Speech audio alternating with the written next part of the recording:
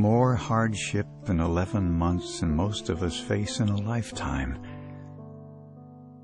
Nathan, 11 months old, born with a genesis.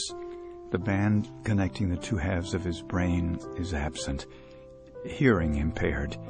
Vision impaired. At times during seizures stops breathing. Mother works. Dad works 12 hours a day. 4-year-old brother at home. Grandparents help with care, along with nurses.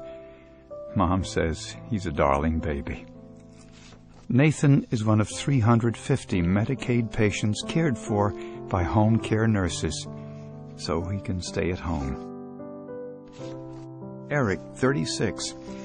When he was 6, sitting in the back seat of his mother's car, a truck crashed into the back. Brain injury. Left him paralyzed, quadriplegic, tracheotomy, feeding tube. Has had same nurse for 5 years. Mother says nurse kept him at home and that she kept him alive.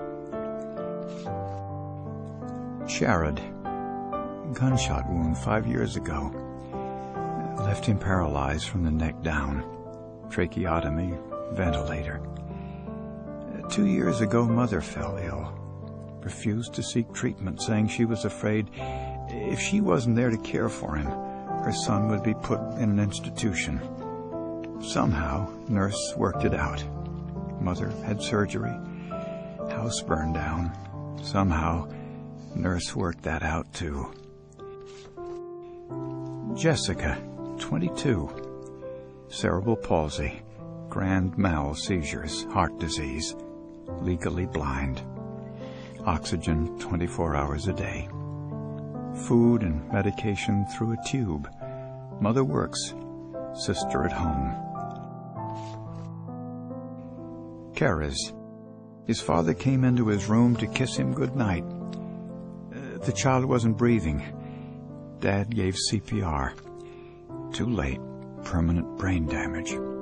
Doctors, friends, preacher advised parents to pull the plug. Mother said no. Said he cheated death for a reason, and God knew why. After he came home from the hospital, nearly died twice. Nurse saved him. Parents separated. Mother works. Ted, 41.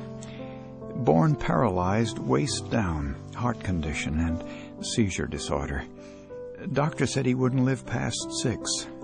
He graduated high school. Mother, who had 4 heart attacks, cared for him until 2 years ago. Then pneumonia left him on ventilator. That's when she asked for nurses. Father died in 2007. Same year, nurses came. Trish, struck by car when she was 10. 38 now. Can only move her face and neck. Tracheotomy, oxygen, 30 medications. Fears being put in nursing home. Told nurse people who separate families have no conscience. Jaylon, 8. Hypoxic ischemic encephalopathy. Too little oxygen to brain. Can't chew, can't swallow, can't speak. Father deceased. Mother works 2 jobs. No other family. Mother sleeps by child's bed. Amir, 1-year-old. Apert syndrome. Skull peaked. Put pressure on brain. Fingers and toes fused. Mother works. 2 other children and mother share one apartment. Matthew, 3. Pierre-Robin syndrome. Jaw didn't form in womb. Tongue blocking airway. Constant oxygen. Father serving in military. Mother works. Single mother. Jasmine, 20. Rett syndrome. Child normal till 4. Now has spastic quadriplegia. Seizure disorder.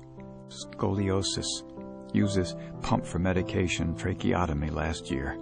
Actually attends high school, accompanied by nurse. Mother works. Jessie, grandmother, MS, completely paralyzed. chronic pain. Communicates by eye movement. Husband says she made him promise not to put her in a nursing home. And he hasn't. That's 11 of the 350 patients in this program. It's the smallest Medicaid service, but it allows these children to stay at home rather than being put in an institution. The hours these nurses spend caring for these patients are being cut, and the nurses' pay is being cut. One top Medicaid official told me putting them in nursing homes is cheaper. I could argue that, but that's not the point. The point is, taking these children away from their homes and their families is wrong. I want you to do something. I want you to send 3 emails. One to Governor Beverly Perdue, one to Secretary Lanier Kanzler, and one to Medicaid Director Cregon Gray. Ask them to stand up for these families and not take away their home care nurses. Thank you.